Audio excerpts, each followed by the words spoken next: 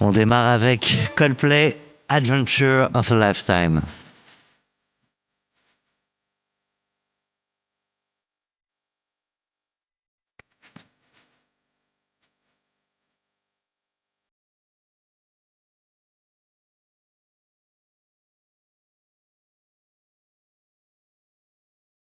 La première vente d'une boîte peut changer ta vie. La seconde t'ouvre de nouveaux horizons. Et la troisième, j'en sais rien. Mais Thierry Vandeval, lui, le sait. Pourquoi? Parce qu'il l'a vécu. Bonjour Thierry. Bonjour Thomas. Ravi de t'avoir avec nous. Ravi de retrouver mon fidèle co-host Sacha. Hello Thomas, hello Thierry. Salut Sacha. Évidemment, Christine Boucher, notre fidèle partenaire de chez Neuflize OBC. Bonjour Christine. Bonjour Thierry, bonjour Thomas. J'en profite juste pour remercier tous les auditeurs, les spectateurs maintenant aussi qu'on est sur YouTube pour tous vos messages, vos MP, vos retours sur les différents épisodes. Alors aujourd'hui un épisode un peu particulier. On va pas parler d'un exit, on va pas parler de 2 exits, on va parler de 3 exits avec un peu particulier. Ta première boîte, tu l'as cédée à Publicis, c'était avec Xavier Gury, c'était W-Cube. On avait reçu Xavier qui nous a raconté pendant 1h30 vraiment, je pense, un certain nombre dans le détail en tout cas de l'aventure, mais tu as aussi ton regard et j'aimerais bien t'entendre là-dessus. Ta seconde boîte, c'est Atelier Cologne, tu vas la rejoindre en cours de route avec 2 fondateurs et vous allez revendre l'entreprise à L'Oréal. Et enfin, comme si ça suffisait pas et tu m'as glissé, j'ai fait aussi une sortie en tant que partenaire d'Isaïe, donc le fonds d'investissement. Donc on va essayer de raconter ces 3 histoires dans un temps record, si tu le veux bien. Absolument. Et ben en fait, sans transition, la parti. suite, je vais envoyer la musique que tu as choisie pour nous parler de W-Cube. Et ça démarre tranquille. Ah, je connais pas, c'est qui?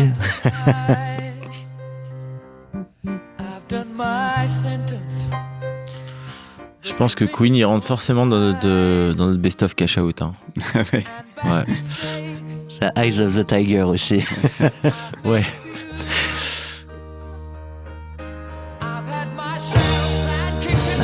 Face, but I've come true.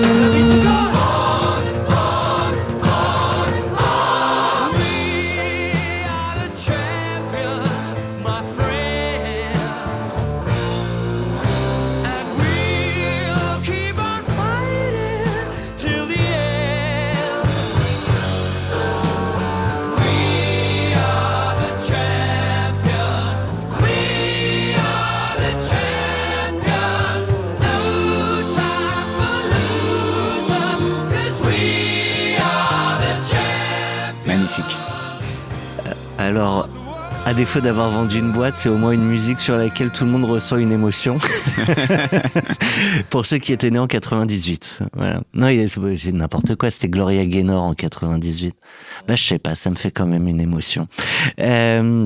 Donc W-Cube, cédé à Publicis, avec Xavier Gury, avec qui tu as cofondé l'entreprise. Vous avez cédé en 2007 pour 70 millions de dollars, si je me rappelle bien. C'est ça. Ouais.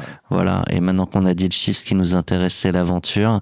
Et je t'ai demandé Plus précisément, on a cédé pour à peu près 15 à 20 millions initialement. Et il y a eu un complément de prix qui est le différentiel, comme tu le vois, est assez élevé. C'est pas toujours 100%. Parce que ça s'est bien passé. Ouais. Et j'ai l'impression qu'à chaque fois ça se passe bien, mais ça n'empêche pas que même quand ça finit bien, il y a les bas. Et Sacha, je te vois. Oui, parce que vendre une boîte c'est pas un one shot. Voilà, vendre une boîte c'est tu continues la plupart du temps l'aventure et c'est super important de penser à ça et ça change tout. Mais c'est aussi one opportunity, one shot pour faire du Eminem. Ouais. Bravo. Thierry, je t'ai quand même demandé, même si on avait reçu Xavier, de nous raconter aussi, parce que tu peux avoir la même histoire, pas le même ressenti, t'es pas toujours dans les mêmes rendez-vous, donc je t'ai demandé de nous partager quelques learnings, en tout cas les tiens, et notamment autour des bas, très bas, les moments un peu touchy, les moments durs d'une négo, et tu m'as dit, en fait avant la vente, on en a raté 2.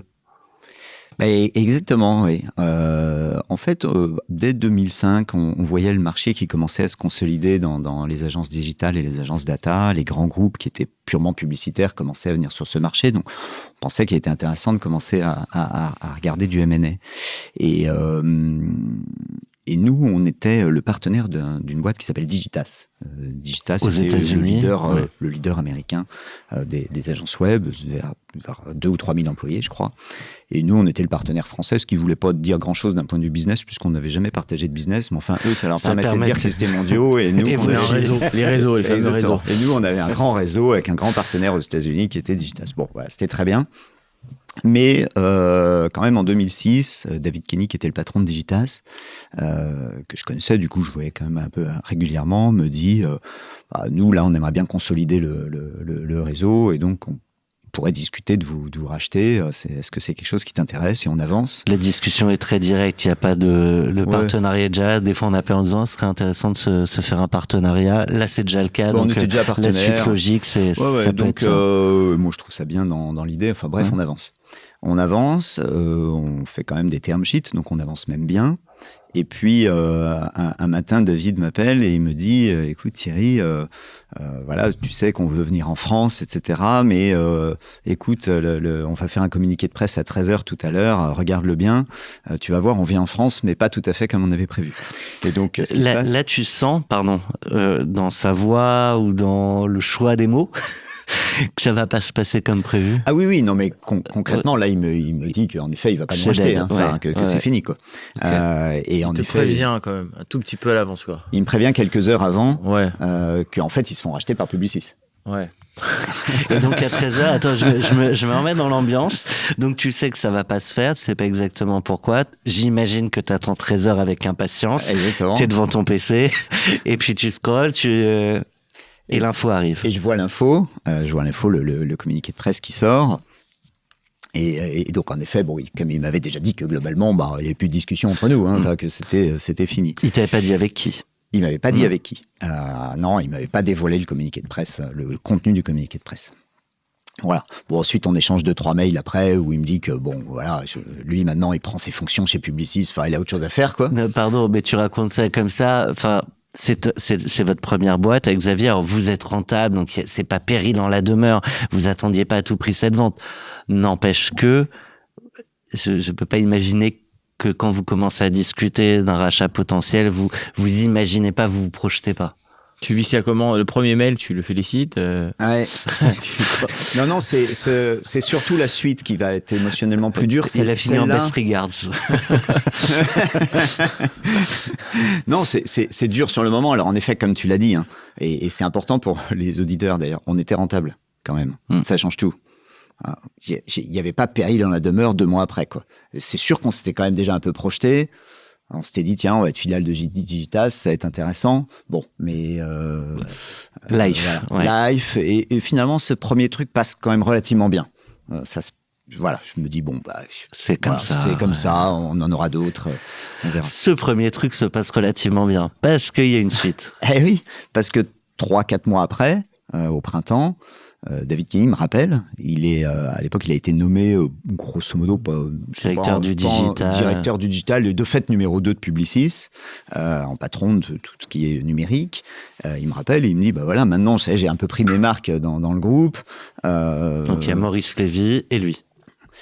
Ouais, alors le groupe est un peu plus organisé que ça, mais bon, en tout cas lui c'est notre interlocuteur a priori pour ces sujets-là.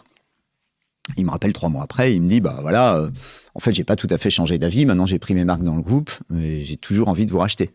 Donc avançons. Et il me dit par contre, vous savez le groupe, il est très mondial. Enfin, le siège, il est quand même en France. Et donc, moi, je suis américain, je vais tout gérer, mais la France, je vais vous laisser voir avec Maurice Lévy. Et donc, on organise un rendez-vous avec Maurice Lévy que je connaissais pas. C'est un personnage. Super. Ouais. Enfin, on pourrait en parler des heures. Moi, il nous a tout donné. Il m'a appris beaucoup aussi. Enfin, ça a été franchement extraordinaire. En tout cas, cette réunion-là se passe passe plutôt bien. Et Maurice Lévy nous dit, très bien, moi je suis à peu près d'accord sur les grands ordres de grandeur de ce que vous me demandez, de ce que vous voulez. David Kenny m'a dit plein de vous, formidable. Allez voir Stéphane Estrine au M&A, et puis très bien. On avance très bien, jusqu'à faire une term sheet globalement quand même assez engageante. Et puis je reçois un autre coup de fil. C'est quoi engageant ? Engageant, ça veut dire que globalement on est d'accord sur tous les termes et que donc, à moins que. Ouais. Voilà, c'est ça. À moins que dans les due diligence on voit un problème, normalement le deal se fait. C'est-à-dire qu'elle est binding et que tu es en exclusivité et que tu n'as pas le droit de discuter avec quelqu'un d'autre pendant ce temps-là. Exactement. Ouais. Et en engageant, c'est-à-dire qu'il se passe quoi si tu tiens pas l'engagement normalement ? Dans un truc vraiment engageant. Et si techniquement, tu peux potentiellement aller devant un tribunal et dire, moi, j'ai quelque chose qui est engageant, il y a des clauses suspensives, ou si les mecs trouvent des choses, il se trouve qu'il n'y a rien, donc le deal est fait, quoi. C'est un peu théorique, ce que je dis là. C'est déjà fait ? J'ai jamais entendu. Moi, j'en ai jamais vu. Oui. Une histoire de David et Goliath. Voilà, c'est ça. Ça existe, mais... Non, mais c'est pour ça que je voulais creuser un peu, parce que j'ai jamais entendu ça. Non, parce qu'en vrai, il y a toujours une échappatoire. Tu peux toujours dire qu'en fait, dans la due diligence, t'as vu un truc qui te plaisait pas.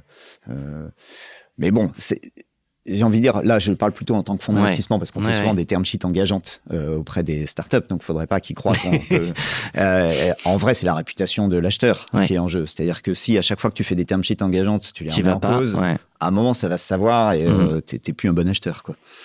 C'est plus ça, je pense, le vrai sujet. Donc, pardon, ça, c'était la parenthèse. Et il te rappelle. Et puis, je reçois un petit coup de fil de Maurice Lévy, je ne recevais pas tous les jours, qui me fait écho à ce coup de fil que j'avais eu de David 6 mois avant, et qui me dit, voilà, nous allons racheter Business Interactive dans quelques heures. Ok, super, bravo Maurice. Super, magnifique. Mais il m'ajoute que globalement, ils en achètent qu'un, quoi. Ils vont pas acheter 2 boîtes concurrentes en France. Et donc, fin des discussions, quoi. J'aime bien le côté très cinématographique. On ferme les yeux, on se met à la place de Thierry. Et donc, à ta place, Maurice Lévy te dit ça. Tu réponds quoi ? Le coup de fil a pas duré longtemps, honnêtement. J'étais probablement un peu sonné. Je me souviens plus tout, non, ça commence à dater, mais j'étais un peu sonné et je m'y attendais pas. Et là, pour le coup, autant 6 mois avant, ça n'avait pas eu un enjeu émotionnel énorme, autant là, on était quand même vraiment projetés. Ouais. On avait vu un peu les gens chez Publicis, on était vraiment projetés. Donc là, c'est un peu plus dur. Mais ça dure pas très longtemps, parce que du coup, il se passe ça. Pendant une quinzaine de jours, nous, on reprend notre business, quoi. Alors, il se trouve qu'on avait quand même des discussions aussi avec WPP qu'on avait mis en stand-by. Tu avais lancé un process concurrentiel Ouais, on n'avait pas lancé de process formel, on n'avait pas de banque d'affaires. C'était de l'inbound. Mais on avait pas mal d'inbound parce qu'il y avait plus beaucoup d'agences web sur le marché et tous les grands groupes cherchaient. Si jamais inbound, c'est-à-dire des offres qui viennent directement. C'est ça. Ouais. Et donc, on avait des discussions avec WPP que je relance, alors, on s'était pas parlé depuis des mois, quoi. Et puis. Et eux, ils réagissent comment toujours intéressés, du coup toujours intéressés. Okay. Et ils disent on relance, mais il faut repartir de zéro, quoi. Enfin, Et ils se disent pas. Ils savaient qu'il y avait Publicis à un moment en exclu ou avant. Oui. Et là, je fais de la psychologie peut-être de comptoir, mais t'es un acheteur potentiel. Tu vois qu'un de tes gros concurrents finalement n'y va pas. Tu dis pas il y a peut-être un loup. Écoute, t'as raison que dans certains cas de figure, ça peut être comme ça. Et je le vois, moi, dans les startups que j'ai financées parfois, où il y a un petit côté, je ne veux qu'une boîte qui m'aime. S'il m'aime pas, je n'en veux plus. Pas dans la com. Pas dans ces sujets-là où, en fait, c'est des métiers d'hommes. Les agences sont hyper habituées à être tout le temps en compétition, parfois même au sein du même groupe. Ouais. Et donc, là, il y avait une compète avec Publicis Lash, eux, ils reprennent, quoi. Ouais, puis ça tourne, c'est une chaîne alimentaire qui alimentaire qui s'auto-alimente, quoi. Oui, puis dans ces milieux-là, en fait, c'est toujours un peu les mêmes mecs. Ouais. À un moment, tu es dans une agence, tu vas dans une autre, tout le monde se connaît. Tu quittes une agence, t'en montes une autre. Exactement. Et donc, moi, je relance le truc, un peu sonné pendant 2 semaines, il se passe pas grand-chose, hein. Et puis, je reçois un nouveau coup de fil Deuxième coup de fil de Maurice Lévy, j'en aurais pas eu 36 dans ma vie, mais c'est le deuxième. Et il me dit, bon, on a bien réfléchi, votre boîte, elle est quand même vraiment super. On aimerait bien vous racheter. Vous savez, dans les groupes, on est organisé avec des réseaux qui peuvent être parfois concurrents. Donc, Business Interactive va venir Digitas France pour le réseau Digitas. Et David Kenny, c'était à nous, il pensait à nous pour Digitas à la base. Hein. Et il me dit, mais en fait, le réseau Publicis, lui, il a aussi des besoins digitaux. Et donc, on aimerait bien vous racheter pour le réseau Publicis. Et la stratégie, c'est la suivante. Quand tu évoquais que dans un même groupe, tu peux être sur des compètes, c'est globalement de pouvoir répondre à tout avec plusieurs boîtes, plusieurs propositions et globalement, à la fin, remporter la mise groupe. Bah, pour un groupe comme Publicis, si c'est 3 agences de Publicis qui sont en finale d'une compétition, c'est pas mal. Ouais. C'est exactement ça. Ouais, et puis, ça permet aussi, tu m'arrêtes si je me trompe, ça permet aussi d'avoir Renault et Peugeot comme clients dans le même groupe. Exactement. Ça permet d'avoir des clients qui sont concurrents entre eux. Ok. Enfin, Renault et Peugeot, c'est parce que je suis vieux que je donne ces noms-là, parce que maintenant ça s'appelle plus comme ça. Bon. Bah, je vais lancer Cachine. Voilà. Le concurrent de Cachout. Les groupes de com sont tous organisés comme ça, avec différents réseaux. Et donc, il me dit, pour le réseau Publicis, puis il me dit quelque chose qui se révélera être très vrai pour le coup. Il me dit, vous verrez, enfin, je m'en doutais, cela dit, mais il me dit, vous verrez, la marque Publicis en France, c'est quand même autre chose que la marque Digitas. Donc, c'est sûr qu'in fine, arriver en s'appelant Publicis Digital est vachement mieux que en France, c'est mieux. Ouais. Et c'est ce qui se passe. Et là, en effet, il y a eu un peu d'ascenseur émotionnel quand même, parce que pendant 2 semaines, on se dit, ah bah mince, on s'était projeté, on repart à 0. Et puis finalement, ce fameux coup de fil où on me dit finalement on vous rachète, ou il peut passer un petit trait dans la tête de raccrocher en disant mais qu'est-ce que c'est Toi-même. C'est important de se retenir parfois. Ouais. Et l'offre était très bien. Et in fine, on a passé 3 années extraordinaires chez Publicis. Je le disais, dans toutes tes aventures, c'est celle-là qui change radicalement ta vie. On a parlé des montants de temps, mais quand même globalement, enfin il y a un avant, un après dans la vie d'un homme. On en parlait en off et ton driver, c'est évidemment pas l'argent, mais comme la très très grande majorité des entrepreneurs, c'est le projet. Néanmoins, ce sujet de l'argent change ta vie. Ouais, ce sujet change complètement ma vie. Alors, moi, en plus, je viens d'une famille, tu vois, ma mère est institutrice, mon père est prof, Xavier, ses parents sont, sa mère est assistante sociale. Bon, on n'était pas pauvres, il n'y a pas de sujet, mais j'ai jamais eu des millions sur mon compte. Donc, en effet, de toucher, on a vendu la boîte 70 millions, on n'avait pas d'actionnaire extérieur. Donc, on a touché beaucoup d'argent. Ça, c'est game changer. Ça change ma vie. Ça change ma vie, notamment sur des aspects de liberté. C'est-à-dire, je me dis, je peux faire tout ce que je veux. J'ai du temps, et c'est précieux. Exactement. Ouais. J'ai du temps et j'ai pas de contraintes. Si j'ai envie de faire quelque chose, je me dis, j'y vais. Et alors, très concrètement, qu'est-ce que ça a changé pour la suite de l'histoire, auquel j'imagine qu'on va y arriver. Alors, maintenant, c'est Sacha qui gère le... Non, mais je laisse Thomas le... Non, vas-y. Je laisse faire le métronome, mais qu'est-ce que ça a changé concrètement sur les étapes d'après, en fait, dans ta vie? Qu'est-ce que t'as fait différemment, ou que t'as fait que t'aurais pas fait, au-delà du mindset de liberté, de ressentir ça? Je pense que ça a changé, ce que j'ai fait, je sais pas si je l'aurais fait. Je te donne juste un exemple qui est pas... juste après, je suis parti en Asie. C'est juste après, donc je m'occupe pour Publicis, France, et puis pour Publicis, je pars en Asie. C'est pas vraiment Publicis à la base qui m'a proposé de partir en Asie. C'est avec ma femme, on s'était dit tiens, on a envie de partir en Asie, on a envie d'aller découvrir d'autres pays, ce qu'on n'avait pas fait pendant les années quand j'étais entrepreneur. Forcément, on pouvait pas beaucoup bouger.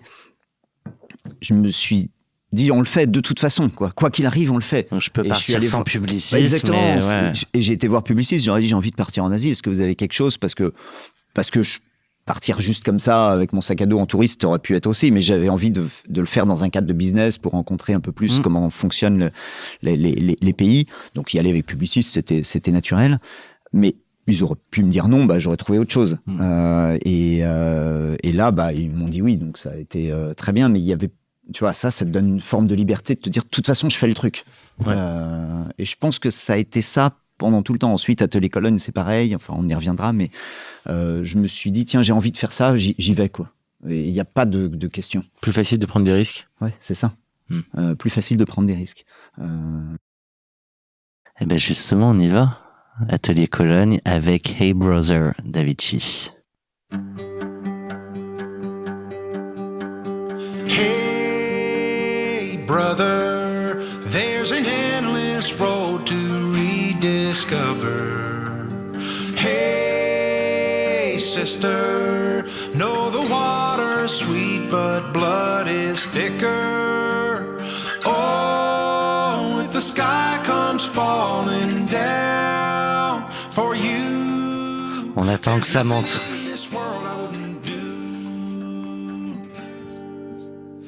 Hey brother, do you still believe in one another?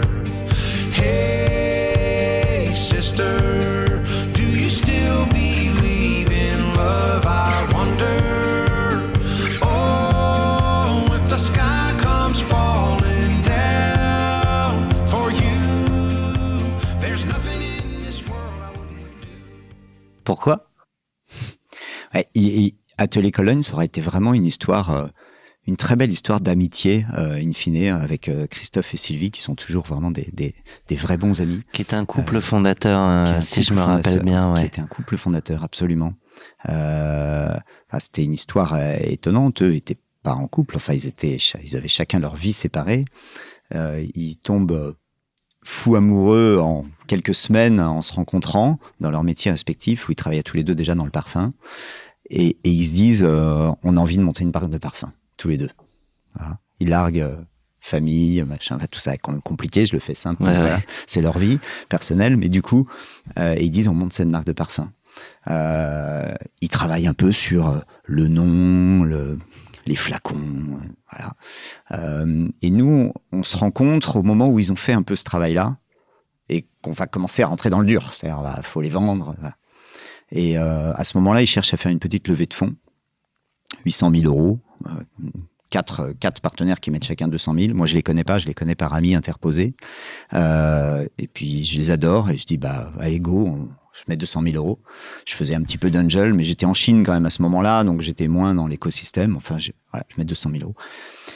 Et puis, c'est le moment où j'étais en train quand même de me dire que j'allais quitter Publicis Asie. J'avais toujours dit à Publicis que j'allais en Asie pour 1 an, 2 ans, sous format de mission, pour essayer de digitaliser. J'ai racheté plein d'agences là-bas, mais j'allais pas y rester 20 ans. Et donc, j'étais un peu en train de commencer à penser à la suite. Pour plein de raisons, notamment familiales. Ma femme voulait rester plusieurs années en Chine. Et donc, il faut trouver un projet. Il faut trouver un projet, qui peut se développer en Chine. Exactement. Et je fais un tour à Paris, je vais voir Christophe et Sylvie parce qu'au moment de faire le chèque, je les avais pas vus. Et franchement, je les trouve géniaux et je pense que l'inverse est probablement peut-être un peu vrai aussi. Je pose une question perso, pardon, je te coupe, mais le fait d'avoir été au bout de ta première boîte, avec tout ce qu'on sait de la vie d'un entrepreneur, de l'engagement, des sacrifices aussi parfois du conjoint ou de la conjointe, du mari ou de la femme, c'était aussi une manière de dire je te suis et maintenant cette période-là elle est pour toi? Écoute, en fait avec ma femme on s'est connus au moment où j'ai vendu Publicis, donc 2008 quoi, 2007-2008. Donc elle n'a pas connu le moment dur où je faisais que bosser. Mais en revanche quand on est parti en Asie, en effet, moi je suis parti avec Publicis, elle est partie avec Renault, s'occupait de Renault Chine. Et elle, c'était un peu du temps long. Et donc, à partir du moment où on avait pris la décision d'y aller, elle voulait aller au bout de son histoire, qui était construire l'usine là-bas. Enfin bref, il y avait pas mal de choses. Et donc, c'était pas 2 ans, c'était un peu plus. Je t'ai coupé, pardon, sur l'aventure Atelier Cologne. Christophe et Sylvie, c'est ça. Et donc, on se voit. Et puis, moi, je me dis, mais en fait, j'ai envie de bosser avec eux. Ça va être génial, cette aventure. Je pense, il faudrait leur demander, mais qui pensent à peu près la même chose.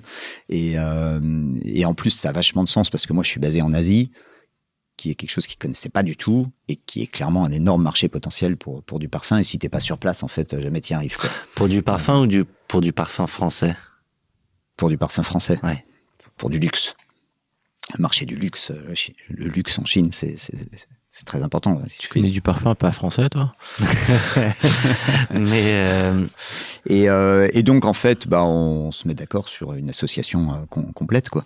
Et moi, je retourne à Shanghai et je m'occupe d'Atelier Cologne pour l'Asie. Christophe était basé à Paris et Sylvie à New York. Je pose une question bête, c'est pas l'objet, mais je suis curieux, donc puis on fait ce qu'on veut ici. Mais comment tu crées un parfum de luxe? Parce que en soi, tu as une formule. Est-ce que c'est la formule et les ingrédients que tu utilises qui sont luxe, ou c'est toute la perception que tu vas créer, donc la marque, le packaging, le prix? C'est tout. C'est en effet tout. Le parfum, alors ça a un petit peu changé aujourd'hui, mais il y a 10-15 ans, il n'y avait pas ce qu'on appelle les parfums de niche, parfum de luxe, en tout cas c'était la catégorie dans laquelle évoluait Atelier Cologne, qui était une catégorie qui faisait 0% du marché du parfum, qui aujourd'hui doit faire 15%. Mais c'est luxe parce que c'est cher, mais est-ce que c'est cher parce que petite structure qui se lance aussi, tu vois? Non, mais ces parfums de niche sont plus luxe parce que sur toute la chaîne, ils sont plus luxe que les autres, mais j'ai envie de dire, c'est pas très dur. C'est pas très dur parce que le parfum, pour plein de raisons très surprenantes, est un produit de luxe qui n'a aucun des attributs du luxe. Hermès, aujourd'hui, n'oserait pas vendre. Hermès n'oserait pas vendre ses sacs en grande distribution. Ils vendent les parfums sur une étagère à la lettre H chez Sephora. Ils n'oseraient pas sur d'autres produits. Ils osent sur le parfum. Ouais. Donc la distribution n'est pas très haut de gamme dans le parfum. Les packagings sont pas très haut de gamme. Un petit carton sur une étagère. La communication, je trouve, est pas très haut de gamme. Ça, c'est un avis personnel. Ouais. Et du coup, en fait, ça, on le sait aussi, le produit n'est pas très haut de gamme, globalement. Tu mets beaucoup d'alcool et un peu d'huile essentielle. Les huiles essentielles, tu mets pas que des vraies huiles essentielles, tu peux mettre des huiles de synthèse. Bon, il y a beaucoup de... Donc, en fait, sur la chaîne du parfum, globalement, même les marques très haut de gamme sont souvent pas très haut de gamme. D'ailleurs, elles confient souvent leur marque en licence à des fabricants de parfums, quoi. Ouais, exactement. D'ailleurs, c'est pas elles qui le font, dont L'Oréal. L'Oréal est un très gros fabricant de parfums. Ils ont des marques sous licence comme Armani, Saint-Laurent, etc. Où ils n'ont pas la marque. Ils produisent du parfum pour la marque. Mais donc, en effet, le marché du parfum était organisé comme ça, ce qui est quand même un peu surprenant pour des produits de luxe. Et donc, nous, on a fait tout l'inverse surtout. On a fait un produit qui était très haut de gamme. En termes de quantité d'huile essentielle par rapport à la quantité d'alcool, autour de 20% d'huile essentielle, tu peux en mettre aussi 5%, c'est pas l'alcool qui coûte cher. Donc en qualité de produit, en qualité de flaconnage, en qualité de packaging, très important en Asie, le packaging, très très important, le packaging fait tout, beaucoup plus qu'en Occident, et en distribution, puisque nous on avait nos propres boutiques. Donc on avait des boutiques en propre. Je me rappelle, j'en avais visité une. Ce qui ne se faisait pas dans le parfum. T'as quasiment pas de marques de parfum qui ont leur boutique en propre. C'est vrai. Ce qui est quand même, dans le luxe, c'est un peu aussi une façon de montrer ta marque. Parce que sur une étagère, vivre une expérience. J'ai rien contre Sephora, mais quand tu es sur une étagère chez Sephora, tu fais pas vivre une expérience de ta marque. En tout cas, c'est l'expérience et donc la projection que tu as de la marque. Voilà. On peut le dire aussi dans l'autre sens. Le fait d'arriver en late founder, j'accélère un peu, pardonne-moi, mais comment ça se négocie? Je sais que ça peut être des discussions, parfois la table de capi, les responsabilités, ce qu'on te présente comme un founder, enfin bref, c'est plein de sujets qui se posent souvent. Ouais, qui peuvent se poser beaucoup, qui chez Atelier Cologne ne se sont pas beaucoup posés parce que déjà géographiquement on était tous loin. Christophe était à Paris, alors même s'ils étaient en couple, Sylvie était quand même à New York parce qu'elle avait des enfants à New York de son mariage précédent. Ouais. Donc on était chacun sur notre marché. On a foncé, l'aventure n'a pas duré très longtemps, elle a duré juste quelques années. Ouais. On a foncé à faire nos trucs. Et de toute façon, l'égérie qui parlait au nom de la marque était Sylvie et Christophe. Donc, il n'y avait pas ces sujets, il n'y a pas eu beaucoup de sujets. Et sur la table de capi, on s'est mis d'accord assez vite. Je n'étais pas hyper gourmand. CF, la liberté. D'ailleurs, j'avais déjà gagné beaucoup d'argent. J'avais envie de le faire. Voilà, on s'est mis d'accord. J'avais pas... Le sujet n'était pas d'essayer de grappiller à demi-point de plus. Donc, en fait, c'est plus facile quand tu as déjà vendu une boîte et que tu as déjà gagné de l'argent c'est plus facile de t'aligner. En tout cas, tu as plus de possibilités de t'aligner sur des projets. Enfin, c'est de le... Ouais. D'accord. Et donc, va arriver un moment, la session à L'Oréal. Est-ce qu'il y a d'autres repreneurs potentiels ? En fait, il y a... ça doit être 2014, un truc comme ça, 2 ans avant la session. On a un acteur majeur des cosmétiques qui n'est pas L'Oréal, qui nous approche et qui nous fait une offre. Ferme, je crois, à quelques dizaines de millions. Et puis là, on se dit... ça intéresse. S'il y a des gens qui nous approchent, c'est que ça intéresse. Et par ailleurs, on voyait une forme de limitation dans la progression d'Atelier Cologne qui est liée en fait au magasin. On était beaucoup en boutique, comme j'ai dit, on avait des magasins. Et bon, en France, on est mal habitué parce que Paris est une ville particulière, mais ailleurs dans le monde, tu es dans des malls. Oui. Et un mall, donc en Asie et aux États-Unis, tu es dans des malls. Et un mall, c'est géré avec un mec qui organise, etc. Et donc, dans le mall, qu'est-ce qui se passe ? Un patron de mall, sur sa partie cosmétique, il va voir d'abord LVMH, L'Oréal, et puis Estée Lauder, et puis qui se partage les bons trucs et qui paye d'avance, comme ça, lui, il sait que son mall est rentable. Puis après, les places qui restent, il les donne aux indépendants. Et c'est très, très long. Il te faut plusieurs années, le temps que quelqu'un ait quitté un emplacement, de retrouver. Et donc, nous, en petite marque, on avait déjà pas mal de beaux emplacements, etc. Mais t'as pas tous les contacts, t'as pas toute la force de frappe, ouais. Mais puis tu vas être bloqué de fait sur les très beaux emplacements parce que LVMH ou L'Oréal les a déjà pris pour toujours, en fait. Ils feront tourner leur marque, etc. Et donc, en fait, on sait que ça va être long et coûteux de passer à l'échelle. Tu vois, pour passer les 100 millions, pour passer à l'échelle, ça va être long et coûteux. Donc, on a ça d'un côté. À ce moment-là, vous faites combien de chiffres ? Tu te rappelles ? À ce moment-là, on doit faire une vingtaine de millions. Ok. Et donc, ça va être long et coûteux, d'un côté, mais c'était pas impossible. Voilà. Juste plus long. Voilà. Il aurait fallu lever beaucoup d'argent. Ouais. Ce qu'on n'avait pas beaucoup fait, on n'était pas beaucoup dilué. Il n'y avait pas eu de grosses levées de fonds. Atelier Cologne a toujours eu un EBIT rentable. Toujours à zéro. Alors, ça voulait pas dire, ça coûtait quand même de l'argent parce qu'il y avait du BFR. Mais en tout cas, on n'en perdait pas. On n'a jamais perdu. Donc, on n'avait pas fait des grosses levées. Donc là, ça aurait impliqué de se diluer. Bon, c'était une possibilité. Et puis, là, cet acteur qui vient nous voir nous dit, en fait, il y a aussi d'autres possibilités, qui est de rejoindre un grand groupe et de continuer l'aventure, mais au sein d'un groupe. Là, pardon, l'aventure WCube avec Veritas qui plante, puis Publicis qui plante pour réarriver. En parallèle, il y avait WPP. Est-ce que c'est ça aussi qui te fait dire, cette expérience-là qui te fait dire, j'ai une offre, tant mieux.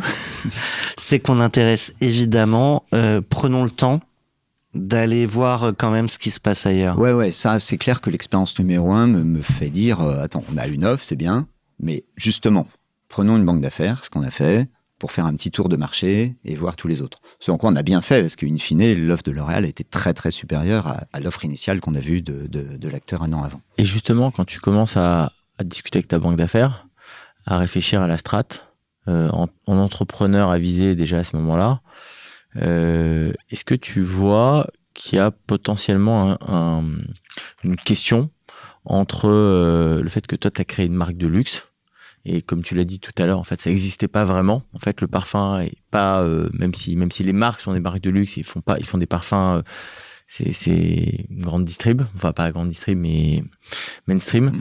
Est-ce que tu t'es dit à ce moment-là, il y a peut-être un sujet de valorisation de ma boîte? Est-ce que je vais réussir à la valoriser différemment comme une marque de luxe, ou est-ce que je vais la valoriser comme une marque de parfum? Une marque de parfum. C'est pour ça qu'on fait un tour de table. Ouais. En fait, c'est-à-dire, ça nous permet de voir. En fait, en vrai, on s'attendait à rien. On n'avait aucune idée. Et à la base, quand on a reçu cette offre non demandée, qu'on cherchait pas, on n'avait aucune idée. Enfin, pour nous, on était quand même partis sur continuer. Et juste, on voyait ce que je disais. On voyait que il allait falloir probablement faire une grosse levée de fonds. Donc, c'est quand même pas simple. Enfin, et donc, cette offre arrive et nous met en lumière que, en fait, on commence peut-être à avoir atteint la taille qui peut intéresser des groupes. Et c'est là qu'on se dit, faisons le tour du marché, parce que j'ai aucune idée de combien ça vaut combien ça peut valoir, est-ce que ça va intéresser des groupes. Alors, on voyait qu'Estée Lauder quand même avait racheté un peu des petits concurrents qu'on avait, qui étaient un peu dans ce monde des parfums de niche, on devait être 15-20 boîtes. Estée Lauder en avait déjà racheté, donc on se disait, il y a peut-être quand même quelque chose. Comment vous allez juste vous mettez en attente la première offre? Ouais. Simplement, en leur disant on regarde, on réfléchit. On les met dans le process de la banque d'affaires. Ok. On leur dit, bah voilà, c'est très bien, bah on a pris une banque d'affaires, donc bah on vous met dans le process. Il y a beaucoup de sessions qu'on a racontées ici où il y a aussi un côté très intuitu personnel avec le fondateur ou le dirigeant de l'autre boîte. Là, c'est plus désincarné. Ouais, c'est-à-dire t'es pas en contact direct avec le patron de... Oui. Quand tu vends, oui, à Publicis, c'était directement avec Maurice Lévy. Alors, c'est une vente très différente, la vente à L'Oréal de la vente à Publicis. La vente à Publicis, et c'est lié au métier. Publicis, c'est de la com, c'est des petites agences. Il n'y a jamais de très grosses agences, c'est des collections de petites agences. Et donc, tout le business est lié aux hommes. C'est comme un métier de conseil, quoi. Et donc, quand ils s'achètent une agence, il y a tous ces mécanismes d'earn-out pour être sûr que tu vas rester le plus longtemps possible. Tout l'incentive est fait pour que tu restes. Et ils achètent des gens. L'Oréal est une boîte qui est beaucoup plus industrielle dans sa façon de faire. Et c'est ce qui fait leur force. Hein. Enfin, c'est une machine, quoi. C'est une machine bien huilée, qui est une grosse machine industrielle qui gère des marques. Et donc, c'est beaucoup moins dépendant des gens. Donc en effet, là, ils vont racheter une marque qui est faite par des fondateurs, évidemment, mais ils rachètent une marque, un chiffre d'affaires, des boutiques, un process, des clients, une clientèle. Et eux, ils vont intégrer ça dans leur process à eux, où il y a déjà des process de production, des process immobiliers pour avoir des plus belles boutiques, des gens au marketing qui s'occupent globalement de toutes les marques, mais qui vont tout processer. Donc c'est une boîte beaucoup plus processée. Et donc ça donne une acquisition très différente. Il y a deux sujets que j'aimerais bien aborder sur cette session. D'ailleurs, je crois pas avoir partagé le montant, mais il me semble que c'est un peu au-dessus, si mes recherches sont bonnes. On a passé quelques appels, mais un peu au-dessus de la première session. Mais en fait, ce que je trouve intéressant, c'est le mécanisme que vous avez mis en place, qu'on n'a pas souvent entendu, avec une part du chiffre d'affaires sur plusieurs années. Ouais, je veux bien que tu racontes quand même comment ça se négocie, ce qui est intéressant pour vous et ou pour le repreneur. Ouais, on a vendu la boîte avec un mécanisme d'earn-out, donc finalement comme chez Publicis, mais c'était pas les mêmes objectifs. Et donc on a vendu sur un prix fixe déjà, qui a été versé upfront, et bon, tu viens d'en parler il y a 2 minutes. Et puis un pourcentage du chiffre d'affaires pendant les 7 années qui suivent.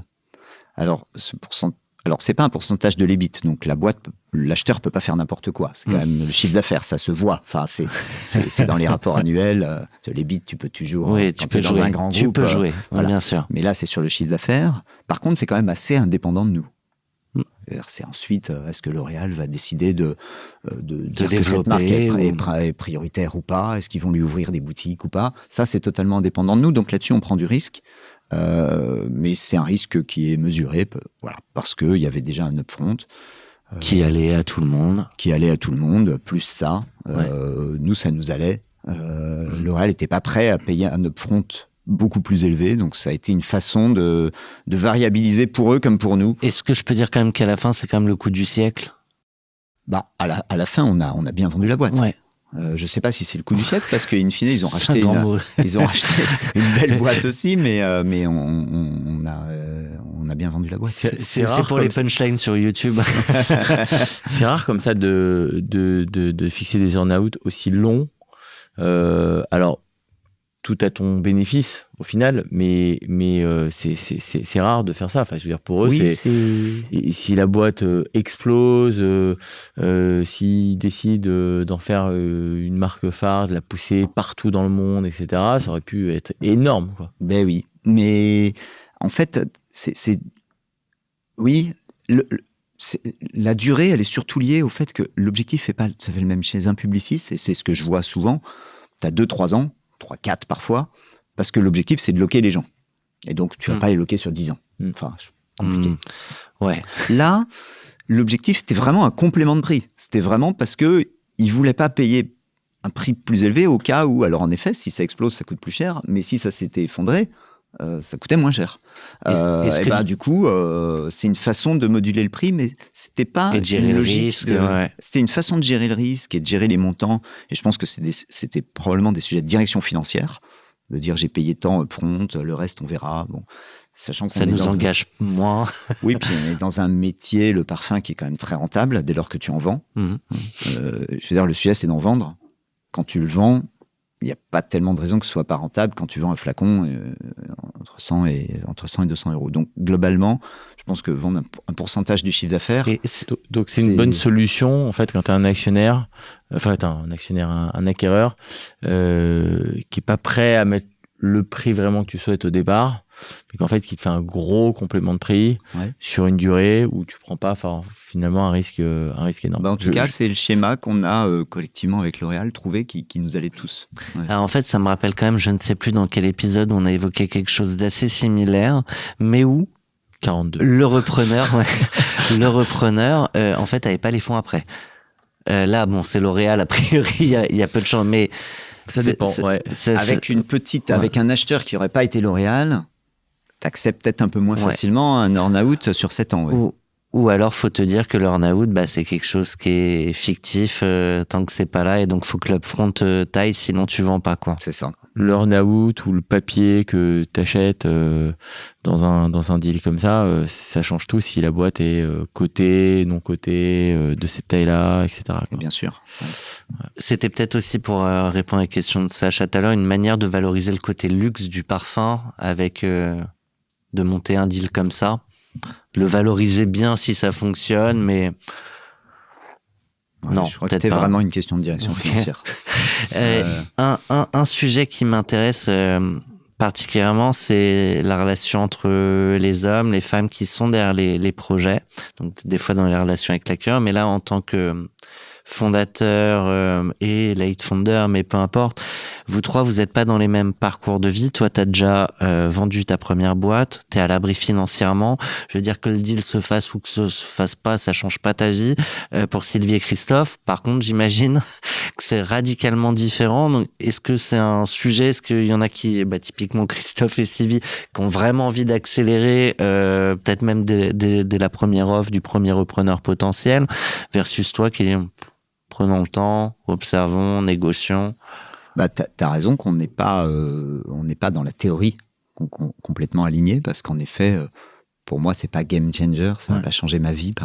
Ma vie a déjà changé, entre guillemets. Pour eux, ça change leur vie. Mais en l'occurrence, donc dans la théorie, on pourrait imaginer qu'il y ait des choses comme tu décris. En l'occurrence, on a été très alignés, nous, sur l'acheteur, le prix qu'il payait, est-ce qu'on voulait vendre, enfin, tout ça a été très aligné, sachant que c'est quand même Sylvie et Christophe qui étaient complètement en lead là-dessus, et qui ont mené le gros de la négociation. Ouais. Mais c'est vrai, tu vois, je m'en rappelais plus, mais là tu m'y fais penser, sur l'acheteur initial qui avait fait une offre beaucoup moins élevée, Christophe et Sylvie étaient assez partis pour dire allez, on y va, et c'est moi et nous au sens large au board, on dit du calme, regardons peut-être un peu avant de signer tout de suite. Donc, deuxième point fort, voilà. quand tu as déjà vendu une première boîte et que tu as déjà gagné de l'argent avec, tu peux prendre plus de recul, plus de froideur dans la décision, et learning intéressant, meilleure décision à la fin. C'est d'avoir à ton board ou dans tes proches des gens qui sont passés par là et qui peuvent aussi te donner quelques clés de lecture, ou d'écouter Cash Out sinon. C'est très important d'écouter Cash Out. Non, parce que ce sujet du désalignement des intérêts, c'est pas que quand tu vends une boîte. Quand tu lances ta boîte, puis après t'en as, ils vont avoir une famille, d'autres ils vont avoir envie de partir en Asie. Enfin, ça arrive souvent, et des fois ça plante des boîtes. Oui. Un autre sujet, je t'ai demandé un moment un peu dur, comme dans toute négo, il y a des moments un peu compliqués. Alors, des fois c'est pendant la négo, des fois c'est après, des fois c'est le fait de devoir rester dans la boîte. Là, c'est pas le cas. Mais tu me dis qu'après, y a des sujets sur lesquels en fait t'es plus maître de rien. Alors et que c'est un impact pour l'entrepreneur. Alors un bon learning, c'est que quand tu as vendu, et même si tu es un earn-out et donc tu es quand même de fait toujours impliqué, c'est plus ta boîte. C'est vraiment plus ta boîte. T'es plus maître de rien. Et nous, en l'occurrence, chez L'Oréal, on l'a vraiment vécu parce que, de façon un peu paradoxale, l'intégration s'est magnifiquement bien faite. La relation entre notamment Sylvie et Christophe, qui du coup assure un peu le service après-vente, a été super, opérationnellement. La marque s'est super bien développée dans quasiment tous les pays. Les relations interpersonnelles étaient bonnes. La marque a été bien reçue, bien accueillie chez L'Oréal. Opérationnellement, ça s'est vraiment super bien passé. On voit un mais arriver. Mais oui, il y a eu un mais qui est que on a eu un petit sujet de... Alors, je ne sais pas si tu vois ce que c'est une gap. C'est-à-dire quand tu vends une boîte, tu mets une garantie de passif. C'est-à-dire tu dis, si en fait il y a des choses fiscales notamment, ça peut être d'autres choses, mais d'IP, fiscales et autres, que vous n'avez pas vu pendant la due diligence et qui vous coûtent de l'argent à vous, acheteurs, vous pourrez le déduire du prix. Et donc, c'est notamment un sujet fiscaux. Et donc, nous, on se retrouve là chez L'Oréal. Un montant fixé d'avance, par contre, à une hauteur de montant fixé d'avance. Alors, tout est... Oui. En général, une gap a un montant mieux. Cap. En général, il y a un cap. Pas toujours le cas, mais en général, il y a un cap. Ok. J'étais persuadé que tu dises pas toujours le cas. Pour moi, c'était évident qu'il y a un... Parce que sinon, enfin... oui, ok. Il y a énormément de possibilités. Tout est possible, en fait. Il y a énormément de possibilités et ça se négocie. Je comprends que dans tout contrat, tu fais bien ce que tu veux, mais à un moment, tu vends pas ta boîte en te disant que potentiellement, tu repères tout, mais juste, t'as plus ta boîte. C'est une négo à part entière avec tous les éléments de la négo du deal de la vente de la boîte. Okay. C'est une négo vraiment à part entière. Parfois, t'es forcé de vendre ta boîte. Si t'as pas d'autre choix. Si t'as pas d'autre choix, ok. Mais c'est là, parce que sinon, il n'y a pas besoin d'écouter Cash pour savoir que tu vends pas ta boîte pour rien, potentiellement. Oui, mais si tu la vends pas mal, que t'as pas beaucoup d'alternatives, que tu penses que toi, t'as pas fait de trucs mauvais, mais que l'acheteur en face, il a pas mal de doutes et qu'il dit, moi, j'achète seulement s'il y a une garantie de passif illimitée et tout, bon, tu peux peut-être y aller. Oui, si. Ça, c'est pas majeur. Hein. En général, il y a un cap. Mais on peut imaginer. Il y a plusieurs façons de la payer. Il y a plein d'aménagements et de sujets de négociation. En tout cas, là, on a une gap normale avec L'Oréal. Et d'ailleurs, Thierry, tu disais quelque chose. S'il y a quelque chose que tu n'as pas vu dans la due deal, dans tes due deals, mais tu peux aussi, dans une gap, tu peux aussi dire que la data room, la due deal est exonératoire. C'est-à-dire que toi, tu as présenté tout et si jamais ils n'ont pas vu quelque chose, c'est leur problème. Attends, mais tout après, est possible. Mais après, si tu n'as pas présenté quelque chose dans ta data room, là, c'est encore un autre sujet. Voilà. Tu pouvais pas le présenter parce que tu savais pas. Et justement, en fait, c'est un élément externe qui va questionner la gap. Ouais, on a, tu vois, c'est donc comme je disais, opérationnellement, tout marche super bien. Et en parallèle de ça, administrativement, j'ai envie de dire, il y a des sujets fiscaux qui apparaissent, ou des sujets fiscaux au niveau de L'Oréal, tu vois, qui a ses propres sujets fiscaux sur lesquels nous, on a évidemment pas la main, mais même pas de visibilité. Ça nous concerne pas, tu vois, d'ailleurs. Et d'ailleurs, L'Oréal nous dit, ça ne vous concerne pas. Je pense même pas demander, d'ailleurs. Et ils s'intéressent. Et nous, enfin, c'est normal. C'est pas le sujet. Et c'est complètement normal. Enfin, tu vois, il n'y a pas de sujet. T'es dans une grosse boîte, tu as vendu ta boîte, et voilà. Eux vont payer des impôts, qui impactent, notre garantie de passif. Pour plein de raisons, qui sont complexes et qu'il n'y avait pas de problème de notre côté. Mais n'empêche que de leur côté, il n'y en a pas non plus, mais ils payent des impôts qui ont un impact sur nous. Et ensuite, tu te retrouves dans une situation où ça se passe bien individuellement avec chaque personne dans le grand groupe. Le directeur fiscal a fait son taf de payer ses impôts. Et on n'a rien à dire, évidemment. Et il n'a rien à nous dire. Il n'a pas même notre avis à demander. Le patron du M&A qui a fait le truc, il dit, moi j'ai un contrat avec une garantie de passif. Si on a payé des impôts qui sont liés à Atelier Cologne, je déduis. Et on peut pas lui en vouloir, lui, parce qu'il suit un contrat qui a été signé, ouais. C'est normal. Et il peut être désolé pour nous, mais voilà. Et ainsi de suite. Et c'est là que tu te rends compte que tu es dans une grosse machine où chacun fait son travail, normalement, où opérationnellement ça te passe super bien, mais n'empêche que toi, potentiellement, ça te coûte quelques dizaines de millions. Donc c'est quand même un problème. et donc, on a quand même quelques années comme ça, où on dit mais oui, mais nous, ces impôts que vous avez payés, nous, c'est pour notre faute, enfin, on n'en sait rien. Et eux nous disent mais c'est pas votre problème de savoir ce qu'on fait de nos impôts, c'est nos impôts. Et donc on fait, c'est notre travail. Et d'ailleurs, on vous dit pas ce qu'on fait parce que on n'a pas à vous le dire. Ouais. C'est normal. Mais nous, on dit, mais ça a quand même un impact sur nous.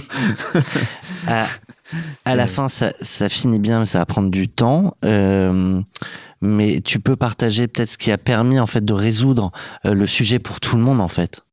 Ouais, c'est là que je trouve c'est important les clauses dans les pactes d'actionnaires. Prenez toujours un bon avocat. On avait donc dans cette garantie de passif, on dit que donc si en effet il y a des aspects fiscaux qui coûtent de l'argent à l'acquéreur, ils peuvent être déduits dans la limite, ce qu'on vient d'évoquer. Ouais. Et nous on avait une petite phrase en plus qui disait que l'acheteur, en l'occurrence L'Oréal, devait faire ses best efforts pour optimiser la situation fiscale. Et en fait, c'est cette clause qui a permis à tout le monde de bonne foi, du coup, de dire nous, L'Oréal, on a payé nos impôts, c'est notre affaire, enfin, c'est notre problème. Par contre, vous, de savoir si nous on optimise ou pas, c'est notre sujet. Mais du coup, en effet, peut-être qu'on n'a pas tout optimisé comme vous auriez voulu. Et donc on peut closer comme prévu. Et donc, on vous paye ce qu'on vous doit. Donc, parfois, ça se joue à des petites clauses comme ça, parce qu'il n'y aurait pas eu cette petite clause.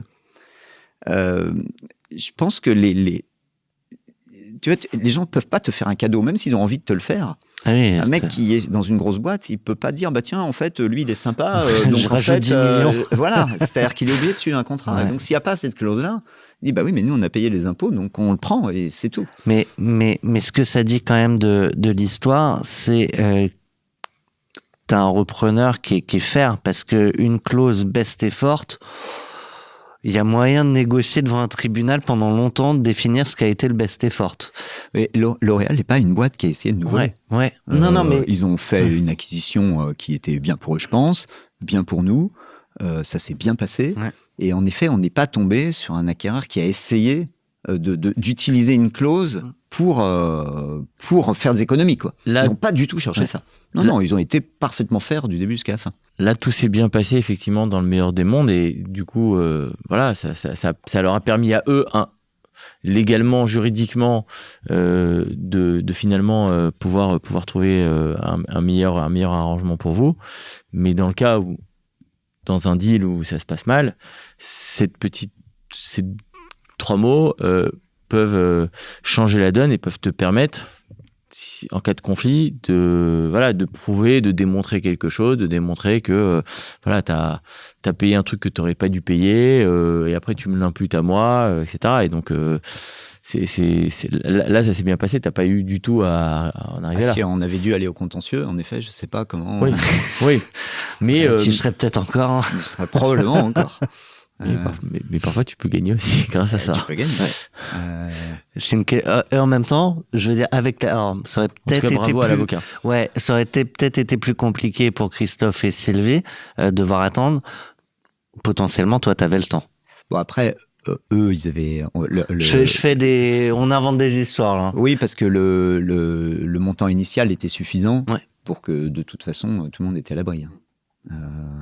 Oui, c'est sûr. Ok, c'est sur l'earn-out. Ok, oui, très clair. In fine, la gap était mise sur l'earn-out. Très clair. En tout cas, j'en profite parce que même quand on a des très bons avocats, parfois ils pensent pas forcément à tout. Et c'est bien d'écouter Cash Out parce qu'on peut avoir des idées, on peut apprendre des choses et on peut pousser des idées à son avocat en lui disant tiens, si tu mettais ça dans le. Mais des fois, en tant qu'entrepreneur, soit tu as vu beaucoup de films américains, soit tu as ça dans la peau d'essayer de penser à tout ce qui peut se passer. Mais des fois, tu te sens un peu avocat. Ouais, surtout. Je pense que c'est important d'avoir un bon avocat et c'est important de bien driver l'avocat. Ouais. C'est les deux. Ouais. Non, mais c'est vrai, des fois, naïvement, tu dis, mais il n'y a pas un truc par rapport à ça. Ah oui, c'est vrai qu'on pourrait faire ça. Ben oui, parce que l'avocat peut pas penser forcément à tout le temps. Donc, voilà. C'est pour ça que les learnings de Cash Out sont importants. Et là, tu me dis, ce serait bien peut-être, est-ce qu'on peut pas faire un truc pour parler de la dernière exit avec Isaïe ? Exactement, c'est tout à fait, Sacha. Comme tu insistes. Alors, pour l'histoire, on avait ces 2 premières sorties, ces 2 premières ventes, et tu m'as dit j'en ai même fait une 3e. C'est un peu différent. J'ai été partenaire d'un fonds d'investissement, donc Isaïe. J'en suis sorti aussi. C'est encore d'autres mécanismes et c'est des learnings intéressants. Donc en fait, on s'est dit on fait un épisode pas comme les autres, on raconte les 3. Et pour parler de cette aventure, tu as choisi Zaz, si jamais j'oublie.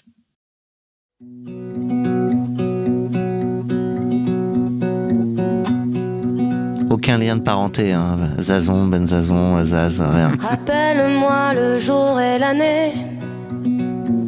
Rappelle-moi le temps qu'il faisait. Et si j'ai oublié, tu peux me secouer. Et s'il me prend l'envie de m'en aller, enferme-moi et jette la clé. En piqûre de rappel, dis comment je m'appelle. Si jamais j'oublie les nuits que j'ai passées, les guitares et les cris, rappelle-moi qui je suis, pourquoi je suis en vie. Si jamais j'oublie les jambes à mon cou, si un jour je fuis, rappelle-moi qui je suis, ce que je m'étais promis. Rappelle-moi mes rêves les plus forts. Avant de raconter en quoi c'est différent de céder ses parts d'enfant, etc., moi quand j'entends ça, j'entends de la nostalgie, des bons moments, et puis un moment, le fait de se séparer aussi, enfin c'est... Oui, clairement, l'aventure Isaïe a été très différente des 2 autres aventures les 2 autres ont été, dans les 2 cas, complètement exceptionnelles du début jusqu'à la fin. La première, notamment, en effet, on avait le sentiment d'y être arrivé, d'où le titre de Queen, quoi. On avait vraiment le sentiment, c'est bon, on est parti d'un peu nulle part, quoi, avec Xavier, puis on y est arrivé. Isaïe, c'est un partnership où à la fin, on se sépare. Donc, alors, on se sépare, je pense, correctement et professionnellement, on va en parler.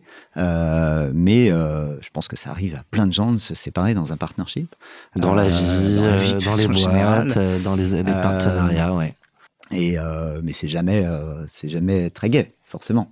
Même si l'aventure Isaïe, en l'occurrence, elle a duré donc de 2015 à 2022, hein, donc 6-7 ans. Ouais. Oui, pour moi. Ouais. Et ça a été une aventure exceptionnelle. J'ai appris, je pense que d'un point de vue métier, c'est le métier que j'ai préféré. C'est-à-dire, il a fallu que j'attende 45 ans marrant, avant de trouver vraiment le métier que j'ai préféré. Tu dis pas ça parce que c'est ce que tu fais avec Win? Je pense que c'est pour ça que je le refais avec Win. Ouais, okay. Parce que, tu vois, l'aventure, la première aventure, l'agence de com, enfin, in fine, c'était une agence data qui était tech, qui est devenue de la com, parce que les sites web sont devenus de la com. Avec Xavier, je pense que ça a été une aventure géniale avec Xavier, mais je pense pas que j'étais un amoureux des sujets de communication. Enfin, voilà, je l'ai fait, ça s'est bien passé, mais le métier moins plu que la team, c'est l'équipe qui m'a plu. Sur Atelier Cologne, Christophe et Sylvie sont fans de parfum, je le suis moins. J'ai adoré l'équipe, j'ai adoré l'aventure, j'ai adoré le retail, j'ai adoré de travailler avec Christophe et Sylvie. Le parfum, j'ai fini par apprendre, mais c'est pas de base une passion. L'investissement, voir des entrepreneurs de l'innovation technologique toute la journée. Et avec plein de sujets différents, plein de problématiques et la capacité d'avoir un impact. Ouais, j'ai vraiment adoré le métier. Si on reprend l'histoire, pardon Isaïe, pour remettre le cadre, le contexte. Donc au départ, il y a Christophe Reynaud qui va être rejoint par Jean-David Chamboredon, pardon. C'est Christophe au début à l'idée d'Isaïe, il y avait 4 fondateurs qui lui apportent qui veulent lui apporter l'argent. Ça patauge un petit peu. C'est pas si facile. Il est rejoint par Jean David 2 ans après, je crois. J'ai plus tous les souvenirs. Enfin, je sais pas exactement, mais à peu près. Je crois. On n'est pas 6 mois après. 2 ans après. Et là, Isaïe prend vraiment son envol. Il lève un premier fonds. Ils font des beaux investissements emblématiques comme Blablacar. Franchement, c'est un fonds qui cartonne, entre guillemets, qui en tout cas prend... et un des rares, il n'y en a pas beaucoup en 2010, des fonds d'investissement. Moi, à l'époque, je connaissais Jean David parce que, si on fait un tout petit bac, il était chez Europatweb et il avait investi dans ma toute première boîte en 2000. Donc, je le connaissais de là. Et puis, je connaissais Christophe. Avant Equesto. C'était Equesto. Ouais. Equesto. Il avait investi dans Equesto via Europatweb. Ok. Donc, groupe Arnaud. Longue histoire. Histoire. Donc, Jean-David, on se connaissait. Christophe, on se connaissait parce qu'on avait eu des vies parallèles d'entrepreneuriat. On s'était vu à HEC, puis ensuite, on a vu des contacts parallèles. On était dans le digital depuis le début des années 2000. Et donc, j'étais LP chez Isaïe. Donc, je connaissais un petit peu l'aventure. Et puis... Pierre Martini aussi. Ensuite, voilà, 2 ou 3 ans après, vous avez 2012, quelque chose comme ça, je n'ai pas la date exacte, Pierre Martini rejoint pour monter un truc à part chez Isaïe qui est toute l'activité LBO, enfin l'activité expansion, qui est plus du gros. Et puis arrive 2015, où moi je rentrais en Europe à ce moment-là, puisque j'étais en Asie avant. Ouais. Je rentrais en Europe. Je remets juste la timeline. Tu as déjà vendu WQA Publicis en 2007. Atelier Cologne, c'est 2016. Ouais, en fait, j'avais quitté, mais on était en train de le vendre. Ok. Et donc, tu arrives. Je reviens en Europe et avec Xavier, on se dit, en fait, on faisait déjà pas mal d'angel investing un peu à droite Xavier, à gauche. je le redis pour que tout le monde suive, ton premier associé sur WCube. Et qui était aussi associé dans Atelier Cologne, même s'il n'a pas été opérateur. Il avait juste mis de l'argent. Et même joueur joue encore. Voilà. Et gagne. et ensuite arrive 2015 et Xavier était aux États-Unis à ce moment-là. Moi, j'étais revenu à Paris et on se dit en fait, on a envie de monter un fonds. Voilà, on faisait de l'angel investing un petit peu. Alors pas beaucoup parce qu'on était quand même un peu occupés avec nos activités, mais enfin, on en fait un peu et on se dit montons un fonds, quoi. Faisons quelque chose qui est une activité entrepreneuriale de fonds. C'est les débuts de Wind. C'est le début de Wind. On met 8 millions dans une SCR, en perso, une partie de ce qu'on avait gagné dans nos 2 exits précédentes. Et puis, on commence à se mettre sur la route pour dire, au-delà de ces 8, on va lever un peu plus. Mais sans idée de comment le faire, de même, est-ce qu'il y a de la réglementation, comment ça se passe. Enfin, moi, je revenais de 6 ans en Chine. D'investir. Honnêtement, j'étais pas du tout là-dedans. Xavier non plus. Et une des premières personnes que je vois, c'est Christophe, donc qui avait fondé Isaïe, puisque lui, il avait monté le fonds, j'étais LP, donc je me dis, il va m'expliquer un peu comment ça marche et tout.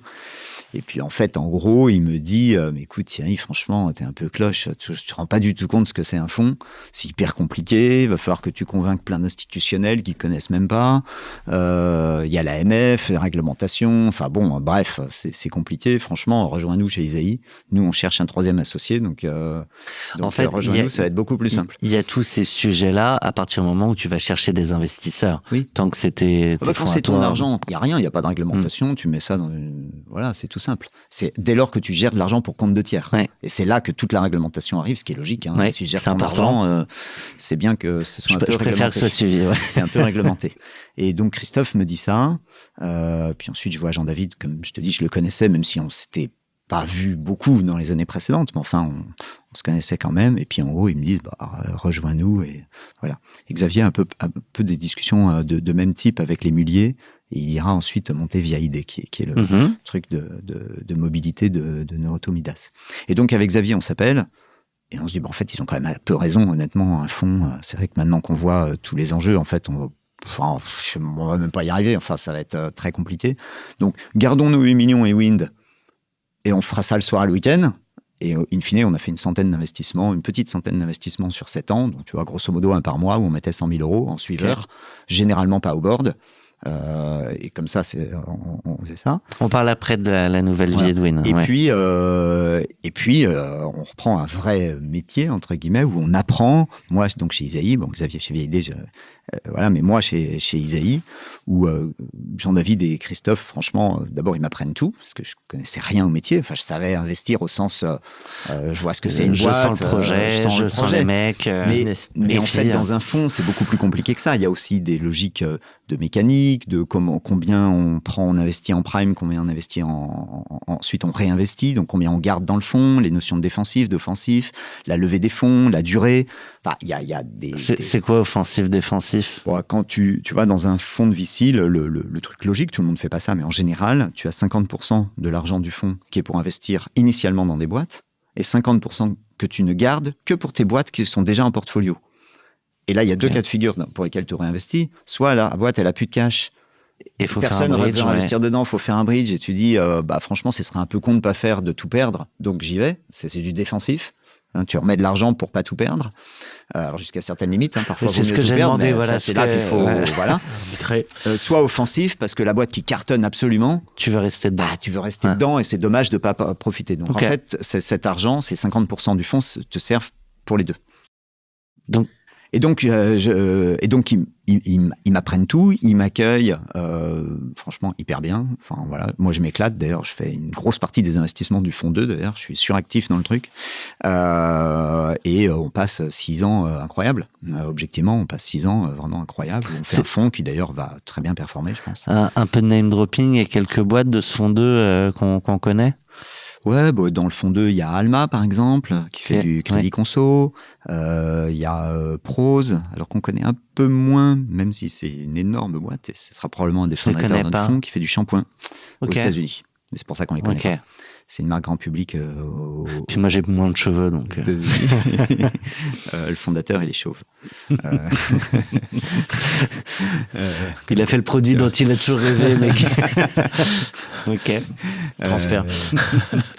Voilà, on a Asso Connect, qui est une petite pépite. On avait Kitok, qu'on avait vendu à Carrefour. Donc, voilà, Expensia, tu vas nous peut-être nous envoyer quelques invités sur Cash Out aussi. On en parle après. Donc voilà, très, très joli fonds, ça se passe bien. Donc pendant 6-7 ans. Je suis associé, ce qui était très fair de leur part. Moi, j'avais toujours dit, moi, j'ai toujours eu mes boîtes, etc. Donc moi, je veux être associé. Associé, ce qui a 2 significations. D'abord, que financièrement, actionnarialement, techniquement, tu sois associé. Et puis qu'il y ait... voilà, on est 3 à gérer la boîte, quoi. En gros, des points de vue de qu'est-ce qu'on fait, qui on prend comme LP, comment on lève le fonds, dans quoi on investit. Voilà. Et ça se fait globalement. Enfin, moi, je deviens actionnaire d'Isaïe à peu près entre 15 et 20%. J'ai plus le chiffre exact, mais ce qui est à peu près comme les autres, quoi. Ouais. Et donc, ça se passe bien pendant 6-7 ans. Et puis, chemin faisant, vers 2021, les choses deviennent plus compliquées. D'abord entre Jean-David et Christophe, mais tu intervieweras Christophe, et puis voilà, où les relations sont plus compliquées. Voilà, comme une vie de couple, parfois ça dure pas pendant 25 ans. Ça arrive, exactement. Et eux voilà. Et puis moi, pour des raisons très différentes de celles de Christophe, mais moi compliqué aussi parce que Jean-David est quand même dans des logiques très top-down. Donc moi, j'ai pas accès aux data de mes boîtes, j'ai pas accès à la liste des LP. Et bon, pendant quelques années, ça me dérange pas trop. Voilà, mais je râle un peu. Et puis je dis, voilà, moi, je voulais être associé, mais ce que j'appelais associé, c'était pas juste l'actionnariat.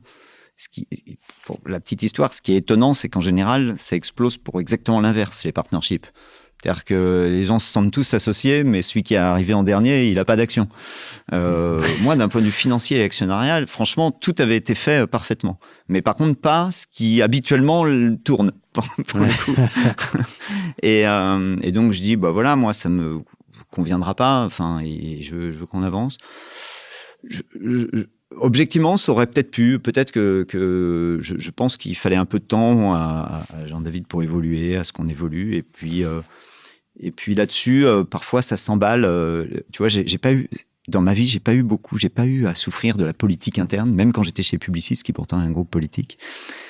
Et là, il y a des gens qui ont commencé à dire que je critiquais Isaïe, que machin, que truc, plus des juniors. Et du coup, ça a fait que tout s'emballe. Et puis vous s'est énervé, moi aussi. Et puis vous on a êtes pas dit, là bon, pour ça, ouais. Voilà. Et puis finalement, on a dit, faut se séparer, quoi, pour de vrai. Hein, sachant qu'on avait du coup ce sujet sur la gouvernance. Et puis on avait aussi un sujet sur la stratégie. Où tu vois ce que fait Isaïe aujourd'hui, tu vois le nouveau fonds que j'ai fait, qui est plus impact, qui est bon. Je pense on change de cycle d'innovation, et ça je le pensais déjà. Et là-dessus, on n'était pas complètement alignés. Là aussi, il y aurait eu que ça, on aurait peut-être pu trouver un accord, mais globalement, ça faisait beaucoup de désalignements. Et donc, à un moment, tout le monde se dit que c'est le plus logique était de se séparer. Et là, s'il y a un learning, c'est que se séparer d'un partnership, c'est hyper compliqué. Et se séparer d'un partnership de fonds, c'est encore plus compliqué. Parce que pourquoi ? Nous, dans un fonds, dans une boîte, il faut se mettre d'accord sur l'actionnariat. Enfin, il faut que tu vendes tes parts. À quel prix, comment, pourquoi, sous quelle durée. Quel valo, bien sûr. Ouais. Dans un fonds, tu as ça, puisque j'étais actionnaire de la société de gestion. Mais tu as aussi le caride sur tous les fonds. Pardon, pour évaluer la valeur, faut évaluer l'ensemble des parts. Comment ? Ouais. Bah oui. Non, pour évaluer un fonds. Oui. Non, alors attends, un fonds. Je veux bien que tu expliques. Ouais, j'explique ce qu'est un fonds. Il y a beaucoup de gens qui pensent que... Et je fais pas le faux naïf parce que vraiment, j'en sais rien. Ouais. En fait, d'ailleurs, là, on parle de fonds, mais en fait, c'est la société de gestion. Un fonds, c'est le véhicule. En fait, il y a beaucoup de gens qui pensent qu'un fonds de 100 millions, on a 100 millions. Non, pas du tout. Non. En fait, le fonds, en France, même le fonds, c'est même d'ailleurs étonnant, ce n'est rien, c'est un compte bancaire. Si toi, tu mets de l'argent dans Wind, pas Capital ou dans Isaïe, tu mets de l'argent, c'est un compte bancaire, point, qui est un dépositaire. Et donc ça... Tu m'enverras le RIB. Exactement, mais on envoie le RIB et tu mets de l'argent. C'est exactement comme ça que ça marche. Hein. C'est un compte bancaire. Alors, il se trouve que c'est des comptes réglementés, donc c'est des gens qui sont des dépositaires. Neuflis, d'ailleurs, est peut-être dépositaire aussi, je ne sais pas. Bon, voilà, nous, c'était Crédit Agricole. Bon. Et puis, tu as une société de gestion, qui est la société qui a le mandat de gérer ces fonds-là. Et donc, la société de gestion, elle est rémunérée de façon assez simple. Elle est rémunérée avec 2% des fonds gérés et 20% de la plus-value générée. Voilà, c'est très simple. Et cette société de gestion, c'est une PME. C'est une petite boîte. Mais donc, pour évaluer la valeur d'une boîte, tu as ces 2% où tu sais que ça va être tant. Mais il faut bien valoriser les plus-values potentielles attendues ou on se dit que c'est du fonds perdu potentiellement, donc ça n'a pas de valeur. La société de gestion, elle ne touche que les 2%. Donc, c'est des revenus, donc c'est une boîte qui a du chiffre d'affaires. Mais les 20%, c'est ce qu'on appelle le caride. Ouais. Il est directement affecté aux gens, aux partenaires. Okay. Aux partenaires ou aux salariés, enfin à tous les gens à qui on a décidé que dans le fond, profiteraient du caride. Donc, c'est pas la société de gestion qui bénéficie du caride. C'est directement, c'est directement affecté. Okay. Et donc, quand on doit se séparer, il faut vendre les parts de la société de gestion, qui est une boîte qui fait quelques millions de chiffre d'affaires. Hein. Tu vois, c'est 2% des fonds gérés. Oui. Donc, si tu gères 300 millions, tu as 2% de ça. Bon, c'est assez simple. Mais n'empêche qu'on peut ne pas se mettre d'accord sur la valo quand même. Combien ça vaut ? Pardon. Alors, non, excuse-moi. Alors là, je comprends pas. Et la question, c'est pas de savoir qui a raison, mais juste de comprendre, tu as un montant et c'est 2%. Comment on peut ne pas être d'accord ? Mais ça, c'est le chiffre d'affaires. Et ensuite, combien vaut la boîte ? Ok, et donc qu'est-ce qui fait Isaïe ou Wind, c'est une boîte qui fait quelques millions de chiffre d'affaires et qui fait quelques dizaines de points d'EBIT. Enfin, et donc après tu valorises la marque, et Isaïe c'est pas n'importe quelle marque. Tu peux valoriser, et tu peux te tout un tas de choses. Donc dans un fonds, on a ça, ce qui est comme n'importe quelle boîte. Donc il faut se mettre d'accord sur c'est une boîte qui fait du chiffre d'affaires, de l'EBIT, il y a des associés, s'il y en a un qui part, combien il vend ses potes, ou s'il veut pas vendre, tu vois, c'est un peu la merde. Donc il y a ça. Il y a un deuxième aspect qui est le caride. Alors, il y a le caride. Ouais. Donc, c'est ce que j'expliquais, c'est les 20% qui sont répartis sur pas mal de gens. Et moi, j'avais du caride de au moins 3 ou 4 fonds chez Isaïe. Un petit bout des fonds expansion, des fonds cap, et puis évidemment, les fonds que je gérais avaient deux, le fonds Isaïe 2 et Isaïe 3. Donc là, qu'est-ce qu'on fait du caride ? Parce que notamment, si tu t'en vas, tu vas être remplacé par des gens qui ont besoin d'avoir un caride. Bon. Ce qui est normal. Et puis, tu as un troisième truc qui est qu'on est dans un métier réglementé. Donc, en l'occurrence, Christophe et moi, on était keyman, homme clé. Ça veut dire que si on s'en va, le fonds disparaît. Ce qui est, la théorie est relativement logique. Hein. Tu as mis de l'argent globalement en faisant confiance à des gens. Ouais. Si c'est plus eux, tu peux être légitime à dire moi, je récupère mon argent. Ça le ferme automatiquement ou ça veut dire qu'il faut redemander l'accord? Alors là, je t'ai fait la version simple parce que c'est un peu comme les gaps, c'est-à-dire que toutes les nuances sont possibles. Au moins 40. Mais globalement,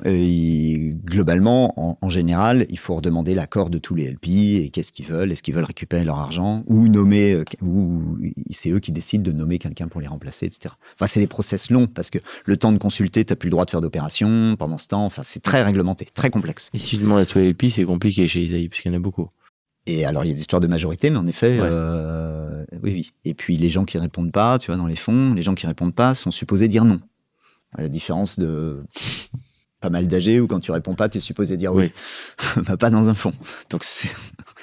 Mais ça, c'est parce que c'est la réglementation qui veut ça ou non? Parce que les règlements du fonds, des fonds sont généralement faits comme ça. C'est pas la réglementation, ça va être plutôt les LP, les gros LP, genre BPI, FEI qui imposent ça. Ça permet de ne pas avoir à tout suivre au cas où, c'est ça? Exactement. Ouais. Bah oui. Ouais. Mis sur des personnes, c'est normal que... Mais du coup, c'est plus lourd le jour où tu veux consulter tout le monde, quoi. Et là, c'est ce qu'il a fallu faire?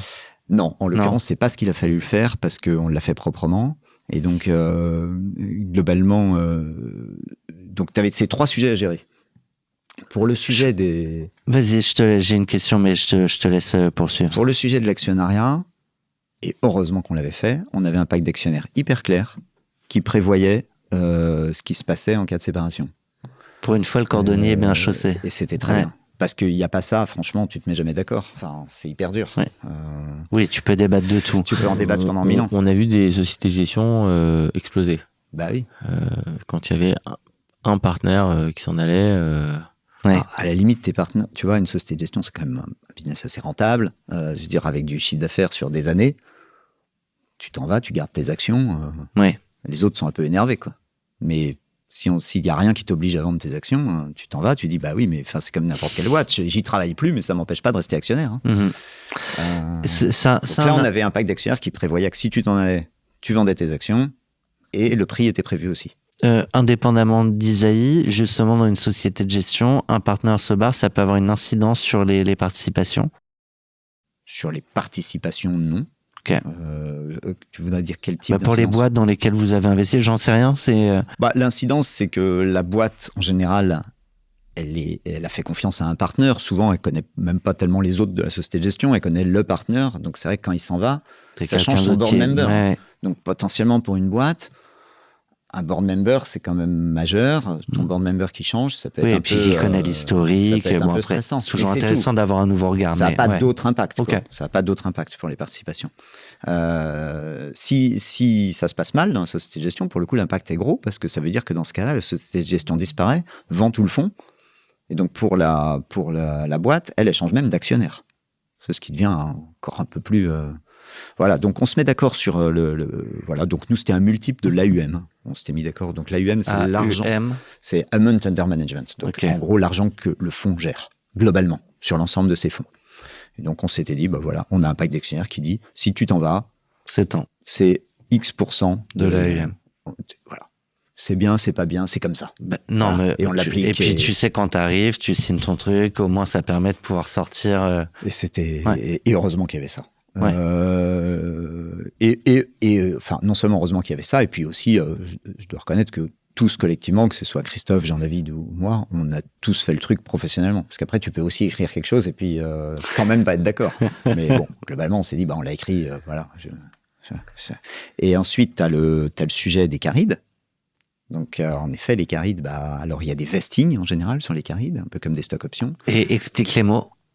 Alors, le caride, donc j'ai dit, hein, tu as une poche d'argent qui est 20% de la plus-value. Je gère 100 millions. Si le fonds fait x2, j'ai 20% de la plus-value qui vont pour l'équipe de gestion au sens large. Chacun a un petit bout de ça. Et ce petit bout de ça, il est vesté sur une dizaine d'années, puisque tu es censé travailler pendant 10 ans. Et donc, si je m'en vais, admettons que le vesting soit linéaire, si je m'en vais au bout de 5 ans, je n'ai que la moitié du caride. Et donc ça, on avait aussi un schéma très clair.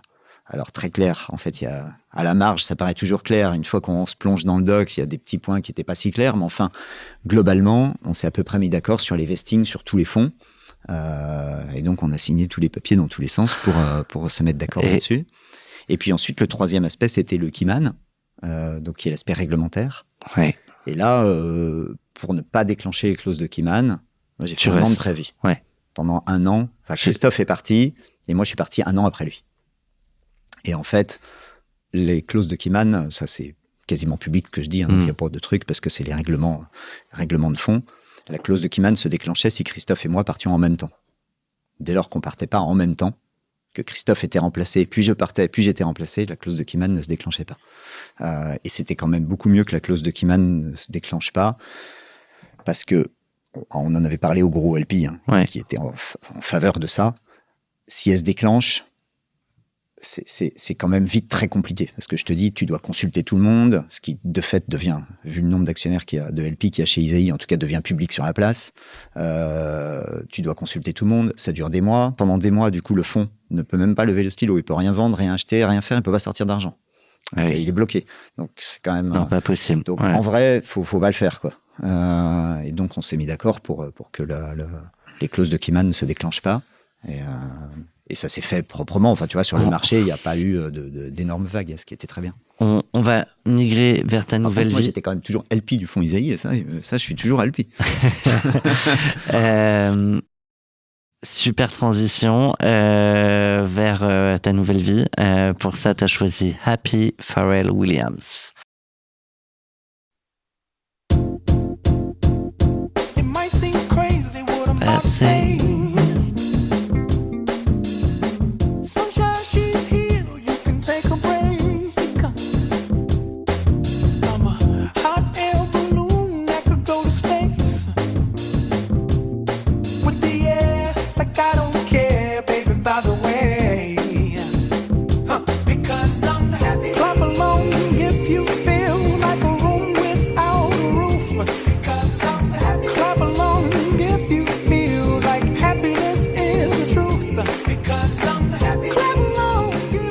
Je vois le temps qui file et j'ai quand même deux, trois questions que je voudrais aborder avec toi. À ce moment-là de ta vie, tu es à 2 sessions de boîte, tu sors d'un fonds. Bref, on pourrait imaginer... tu as fait quand même déjà beaucoup de choses. Tu pourrais te retrouver sur une plage aux Bahamas en train de siroter un cocktail avec un petit parapluie.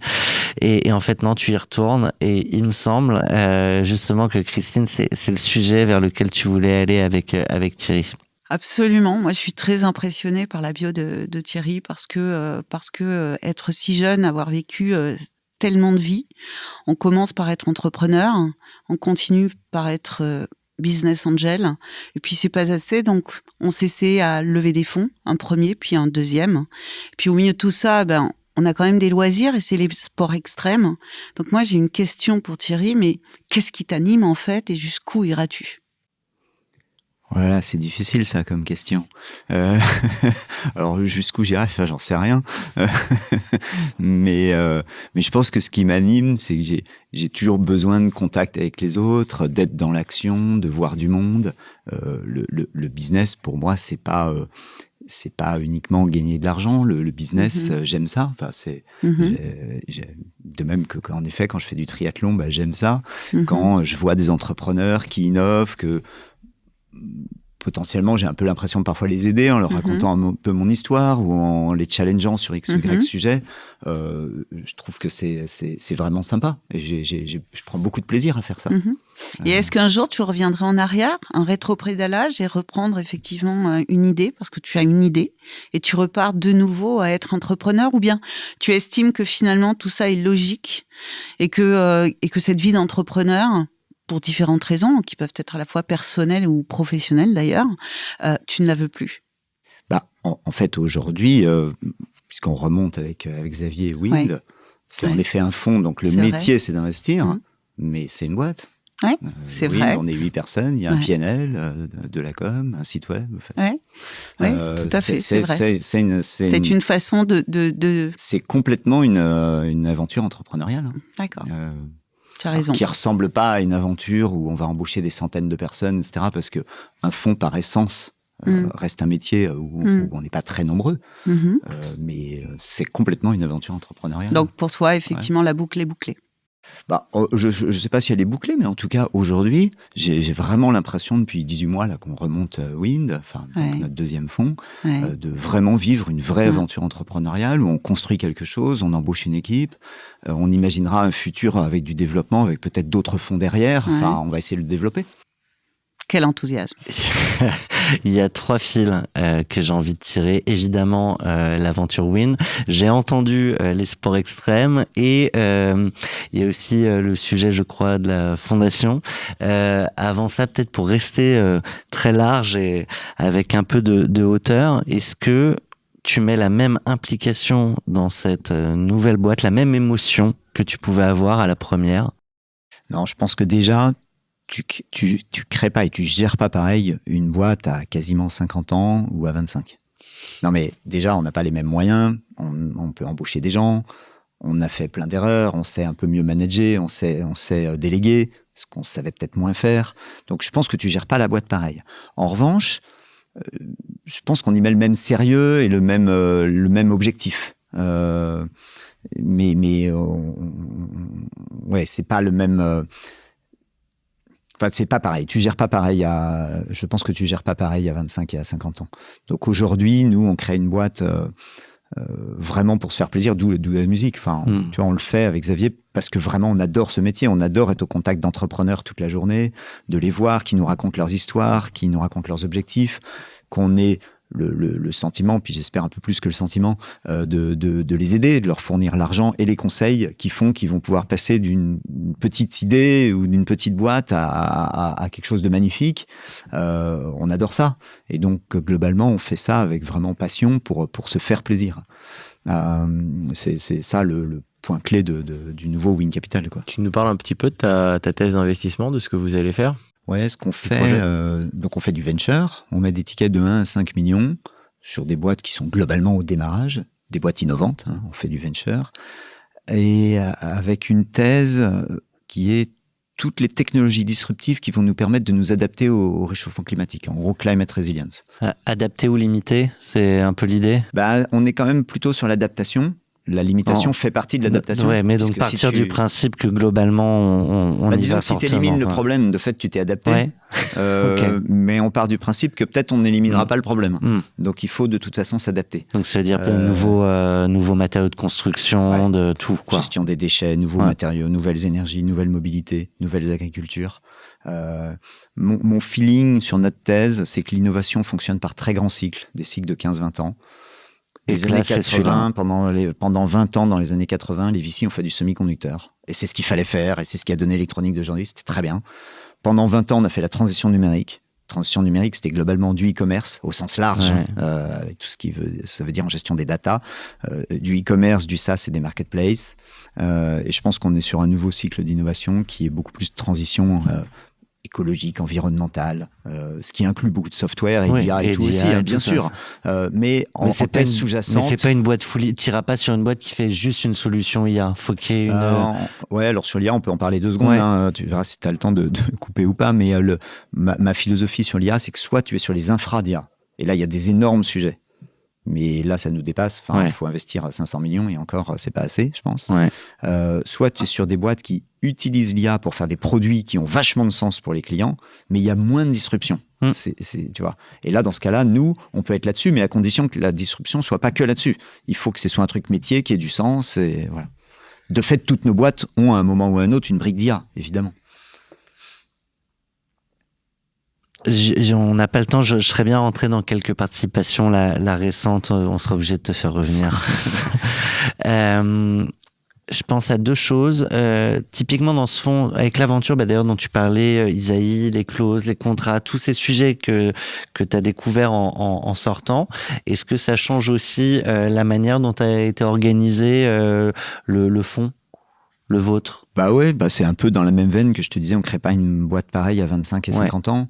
C'est-à-dire que là, tout ça, on le fait mécaniquement. C'est-à-dire que là, évidemment, qu'on a fait un pacte d'actionnaires. Même si on se connaît avec Xavier, tu vois. On le fait parce que en fait, on en a vu tellement des boîtes que, évidemment, qu'on le fait. Et tout ça, c'est même pas une question. Tu te maries et tu prévois quand même le potentiellement que ça peut divorcer. Non, mais c'est important. Non, mais là, voilà, donc on a fait ça parce que mécaniquement, on a pris un avocat pour gérer le truc et que donc on fait ça. Ce qu'on n'aurait peut-être pas fait il y a 30 ans, 25 ans. T'as eu plein de boîtes, t'as vendu plein de boîtes, t'as investi dans plein de boîtes dont certaines ont été cédées. Et il y a un learning dont on parlait tout à l'heure en préparant nos échanges, qui est le sujet de la nationalité de l'entreprise. Et en fait, ça peut avoir un vrai impact. Et je veux bien que tu nous en parles. Je sais pas quel moment, sinon, de l'échange, on va pouvoir...